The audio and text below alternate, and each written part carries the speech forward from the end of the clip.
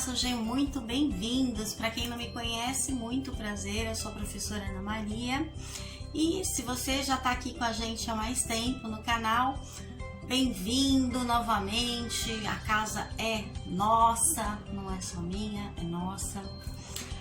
Quem não fez inscrição, faça, é só clicar aqui embaixo, inscreva-se e aí você recebe um vídeo atualizado, porque todo dia eu posto uma novidade para você. Hoje mesmo eu vou trazer uma falando sobre gêneros dramáticos.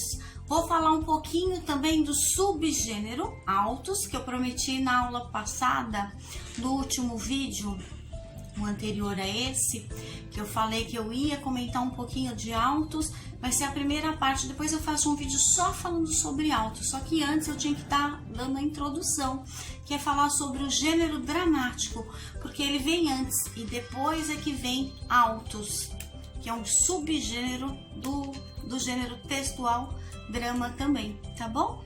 Vamos lá? 1, 2, 3 e... Então vamos lá, o gênero dramático, ele reúne textos, na realidade, escritos para teatro. O texto, ele monta uma sequência de ações e a fala também das personagens. Já vou mostrar para vocês algumas delas.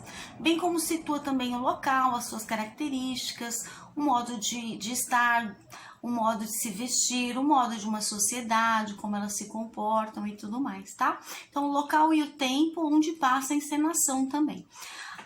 Por exemplo, a escritora brasileira Hilda Hitz, ela é de 1930, ela é uma das maiores representantes da dramaturgia moderna. Ela também é autora da peça O Visitante, que foi escrita em 1968. Então tem lá as personagens, né? Tem a Ana, a Corcunda, e aí tem outras falas também, né? Então, quando ele é uma peça feita para teatro, que são os altos, começa sempre com as falas das personagens. Por exemplo, da Ana. Então, tem lá, Ana, para o homem, deitou-se. Para a Corcunda, e vos pede perdão, perdoa. Aí a Corcunda fala, aí 2 pontos, e a Corcunda falando. Cansou-se de mim? E aí Ana responde, oh não, senhor, é frágil, e hoje ando de um lado para o outro, fez pães, e mais isso e aquilo outro. Aí a fala do homem, olhando para Ana, ou seja, o narrador, que ele é observador. Então aí o Teseu colheu flores e cantou. E aí ele usa uns verbos, né, para descrever melhor as personagens, tá? Então esse é um trecho da peça O Visitante, de Hilda Hitz. Esse é um deles. Tem também um famoso, que é conhecido, William Shakespeare. Eu trouxe 2 livros aqui de William Shakespeare. Esse aqui que fala dos altos, das peças dele. De todas as principais, como é que funciona o soneto shakespeariano, como é que funciona as peças, como é que elas são divididas, comédia, tragédia. Essa aqui é a primeira comédia dele, A Megera Domada, que eu li com meus alunos. Essa aqui é uma releitura, na realidade, de William Shakespeare, escrita por Flávio de Souza. Então essa é a Catarina e esse é o Petrúquio.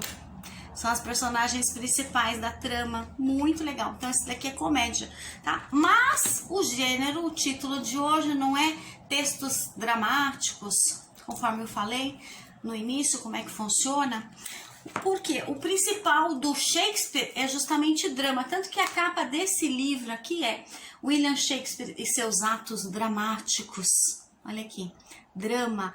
Drama veio de onde? Quando a gente fala então do teatro grego, da Grécia Antiga, então tem ainda, né, lá na Grécia, ainda as ruínas dos templos e dos teatros gregos, eles eram todos abertos, né, tinha uma acústica maravilhosa, então cabia todas as pessoas, mas só que antes então de ter o ator e ter esses atos dramáticos e ter o drama, a tragédia e a comédia, era só os festivais, então tinha as músicas com as cítaras.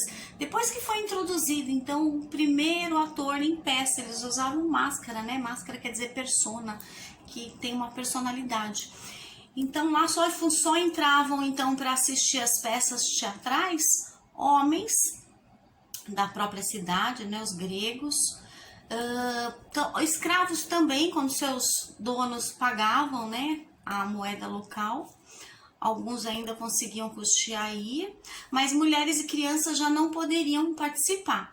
Então eram peças falando sobre coisas do dia a dia. Então, tipo, fulano roubou uma galinha, vamos fazer uma peça teatral. Sobre política, naquela época já existia política, né? Então falava sobre política também. Então eles usavam as máscaras.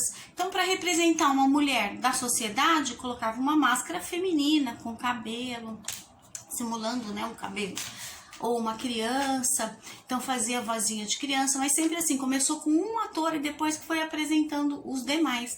Então a máscara vá ao teatro, que tem a carinha feliz, que é o símbolo de vá ao teatro, e a carinha triste é isso, né? Comédia, que é também de William Shakespeare, ou drama, né, dos gêneros dramáticos dele, drama e tragédia grega, por isso que a gente fala, né, tragédia grega. Então veio aqui do teatro grego.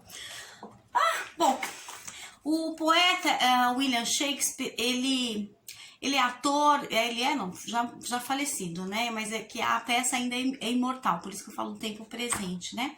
Ator também em inglês, dramaturgo. Ele é do dia 23 de abril de 1564. Aqui no Brasil tava tendo descobrimento, né? Olha lá, William Shakespeare morreu há quase 400 anos e hoje é o mais famoso do que nunca. Ele escreveu suas peças no mundo sem avião, sem televisão, sem computador, mas as personagens que criou e as histórias que contou têm prendido a atenção das pessoas durante todos esses séculos. Suas peças são encenadas em todo o planeta. Olha que legal. Viraram filmes de Hollywood, desenhos animados, história em quadrinhos, musicais, óperas, etc. Shakespeare virou até literatura de cordel. Também tem um vídeo aqui falando de literatura de cordel. Tem até do Dia da Poesia, que tem a ver com o Dia do Cordelista, e outras coisas mais. Então, o do William Shakespeare, as peças dele conhecidas mundialmente, né? Como aquele To Be or Not To Be, What's the Question, ser ou não ser, eis a questão. E aí ele fala, né, em Hamlet, né, olhando para a caveira. É uma frase célebre, né, conhecidíssima mundialmente. Então, até desenho já retratou essa própria fala que eu falei agora. Olha que interessante, né? Romeu, Romeu, por que és tu, Romeu? Essa, né, peça Romeu e Julieta, que também é uma outra peça de William Shakespeare. O mundo é um teatro e os homens e mulheres são meros atores. Então ele tinha várias frases de efeito assim inesquecíveis que fazem parte do mundo, né? Então ele fazia peças e quando ele era dramaturgo, ele escrevia já em atos, primeiro ato, segundo ato, terceiro ato, e já ia colocando quais são os personagens de cada uma delas. Então ele fazia tragédia, comédia, mas ele era inovador. Primeiro no soneto, que eu falei no início do vídeo, né, que ele tinha um soneto que era só dele, o estilo dele de fazer os sonetos. O soneto normal são 4, 4, 3, 3, 2 quartetos e 2 tercetos. O do William Shakespeare, ele tem um formato especial que é feito dele mesmo. Então, ele começou assim, o soneto tem um formato especial, 14 versos, lembrando que cada linha do poema, do soneto, né, é um verso. 14 versos que obedecem a um esquema preciso de rimas. O primeiro verso, por exemplo, ele rima com o terceiro. Ele sempre vai pular de 2 em 2. O segundo com o quarto, o quinto rima com o sétimo, o sexto com o oitavo, o nono com o 11, o 10 com o 12 e os dois últimos entre si. Então, esse é um soneto shakespeariano, com essas rimas, né? Esse tipo de soneto é chamado de soneto shakespeariano, porque você bem sabe. Então, é isso aí que eu acabei de explicar. Então, o que ele tinha de inovador? Por exemplo, que ele introduzia para fazer as peças teatrais na hora que ele escrevia. Então ele pensava como é que funcionava isso na prática no teatro. Então ele usava sons, cheiros, imagens, símbolos. Então trazia simbologia de animais. Então tipo, para falar que é abutre, é mesquinho, ele é comilão, não sei o quê. Então ele usava um urubu. para dizer que ele não era muito inteligente, ele usava um asno, um burro e assim por diante. Então, ele usava animais, cheiro, flores, para fazer que é outono, então ele derrubava as folhas, então ele passava a manhã inteira colhendo as coisas, as folhas, para que as pessoas que estivessem assistindo, o telespectador, ele pudesse entrar, incorporar também, ele, como se ele estivesse participando inteiramente da cena. Então ele se jogava de corpo e alma. E uma outra coisa inovadora que o Shakespeare tinha nos seus atos dramáticos, nas suas comédias também, era de usar a onomatopeia, que é conhecida na língua portuguesa. Então ele fazia sons. Então a caixa caiu, pá! E aí ele fazia um barulho estrondoso. Então usava ventos, barulhos, sons e de pássaros. Então as aves passavam e não sei o que, aí ele ficava imitando, ficava sempre alguém atrás, né, que a gente chama de coxia, imitando os sons então dos pássaros e assim por diante. Eu espero que você tenha gostado, entendido da proposta desse vídeo, conhecido um pouco sobre o gênero dramático, um pouco também do subgênero dele, que chama-se Autos, que eu expliquei sobre Autos em William Shakespeare. Aguarde o próximo vídeo, que também vai ser a parte 2 agora de Autos, só que agora com Ariano Suassuna, com Gil Vicente, outros tipos de autos, tá bom? Para fazer um complemento e fechar então esse assunto. Até o próximo vídeo e obrigada então pela participação de vocês.